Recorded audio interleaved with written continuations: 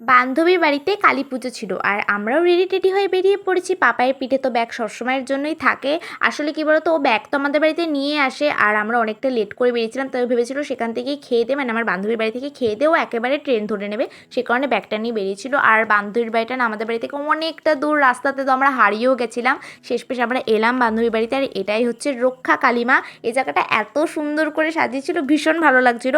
তবে আমরা সেখানে বেশিক্ষণ বসিনি, যেহেতু আগেই বললাম আমরা অনেকটা বেশি লেট করে গেছিলাম। মানে প্রায় 9:30 মনে হয় আমরা ওদের বাড়িতেই ঢুকেছিলাম। ভিডিওতে খুব একটা ভালোভাবে দেখা যাচ্ছিল না, সে কারণে আমি মায়ের ফটোটা অ্যাটাচ করে দিলাম।